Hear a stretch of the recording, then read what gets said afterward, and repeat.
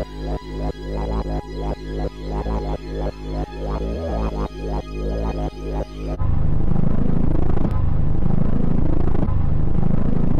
think we can all agree that table saws are great for breaking down materials. The one time I absolutely cringe when it's time to break down something though, is when I'm dealing with large sheets of plywood, where ripping feels haphazard at best, and cross-cutting is but an ER trip away. I'm crazy about the idea of track saws, but wince at the high price tag.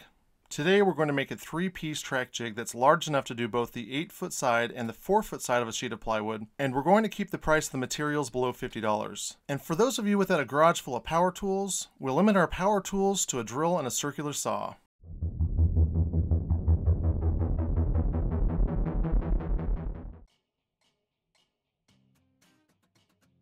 For the saw, I decided to go with a freebie a friend of mine gave me. Due to its extreme portability, I can take it with me and cut plywood down at the store with my jig. I have a link to my friend's channel I'll put at the end of this video and in the description. It's the least I can do. To get started, we'll measure the width of the saw.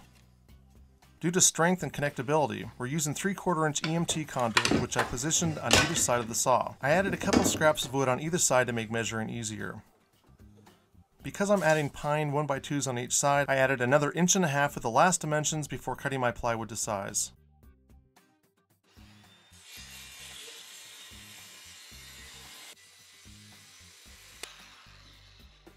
I cut my ripped sections of plywood down into 3 different sizes before cutting 3 10-foot sections of conduit with a hacksaw into 6 sections. In another video, Sammy Smith left me a great tip I thought I'd leave here. I love comments, so please leave me any tips below.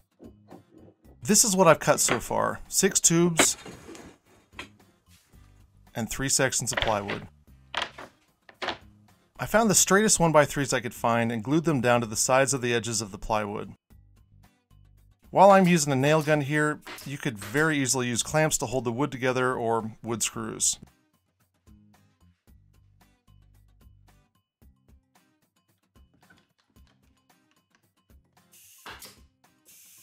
Once I attached all the sleds with 1x3s, this is what I had.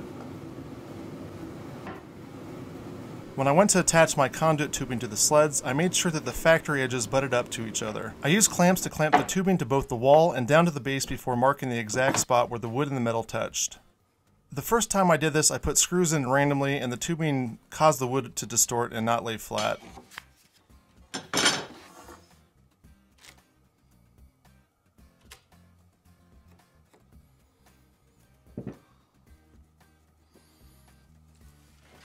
I can't stress enough how important it is to drill in the center of the conduit.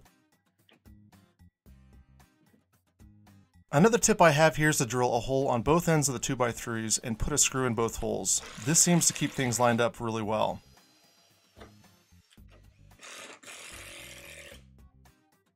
I cut spacers and evenly placed them between the pipes before drilling and screwing everything down. As long as the spacers are cut perfectly, I recommend using as many as you can to keep things squared up. After I finished the walls, I ran screws through the bottom as well and marked off any places where I had drilled a screw through the sides.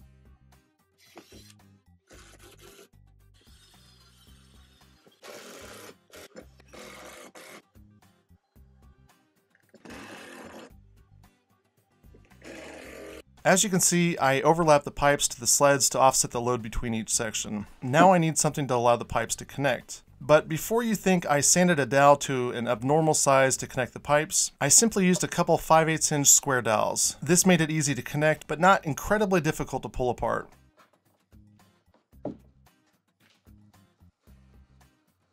Of course, they still have to be attached by screws in the main sled. I squared the dowels up in the holes as much as I could before running screws.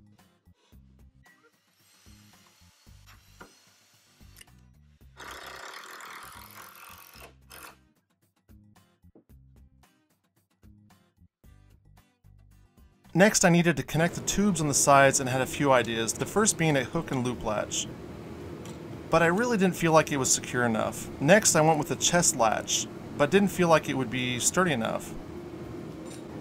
Finally, I came up with using a hinge with a removable pin that would allow it to not move at all, as the only way it could move would be the impossible way, and this worked the best when it combined with the cotter pin. Attaching was simple as long as everything was lined up.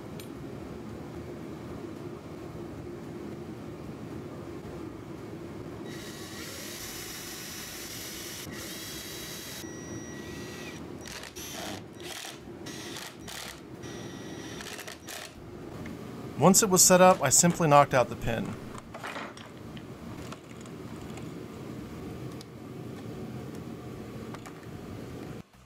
Now remember, since I'm making 2 separate sleds to attach to the main sled, I need 2 additional half hinges. Now I did say we were going to use just a circular saw blade, and yes, circular saw blades can tilt, but you really don't need to create a dovetail-like wedge to slip between the tracks. But if you can do it, I recommend doing it. The angle I chose here was a 12-degree angle. Honestly, it doesn't really matter if it's a straight cut on the edge or angled, but it does help stop kickback. Now that my piece is cut, I removed the blade and added some carpet tape to attach the saw plate to the bottom. I put the plate back between the tubing and pressed the saw so that it was lined up perfectly against the conduit. I removed the plate, now attached to the saw, and marked out where the holes would go in. I used drill bits that were exactly the width of my bolts, and then used a fluted countersink bit to get the bolt heads below the flush level. I added a washer and used a couple knurled knobs as jam nuts to lock it all down. And I did one on the front and on the back.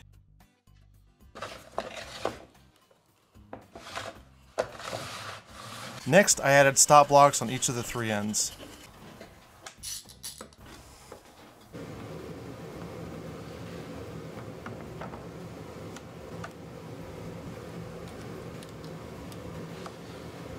All that was left to do now was to lay my groove, and it was done. This works so much better than trying to use a table saw to do big cuts, but there's a lot of improvements I'd like to show you that I came up with. Like all my other finales, the things I'm going to show you are slight improvements to my ideas. The prototype I've shown you will work without these added steps. I'm also not holding back with equipment here. My first change with the new build was to scrap the pine and go with hardwood. Hardwood is more durable overall and really gives it a better look. The second change was to interlock the sleds better. I chose to make the wood overlap in the sled instead of just butting together like the prototype. I think this keeps the track straighter and prevents the sled from lifting up slightly. The third change I made was by rabbiting the sled bottom to the sled walls. Besides being more attractive, it also feels like it locks the sled together better.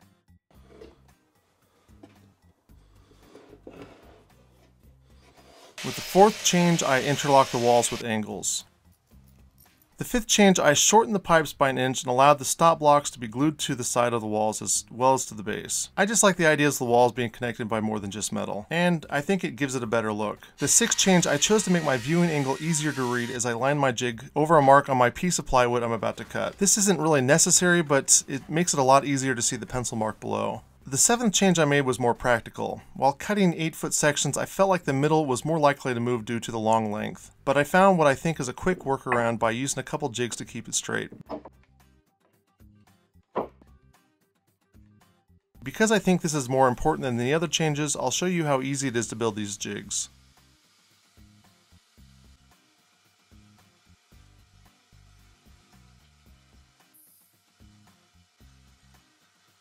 The way it works is this: as I cut along with the saw, I hit jig A. Stop and place jig B behind the saw, lifting jig A up. Then I complete my cut. Before you go, let me add that there will be a free instructable for this with far greater detail next week. As soon as I complete it, I'll send a notification out. If you want that notification, you'll have to subscribe to this channel as well as hit the bell. If you like what we do here and want to contribute, we have a shirt down below this video you can purchase as well as a mug. There's also another video showing more detail to the final build of the sled that will be at the end of this video and in the description below if you're interested in how I built it. Hit the thumbs up button, subscribe, and don't forget to check out my buddy Jared's channel. And remember to keep making things.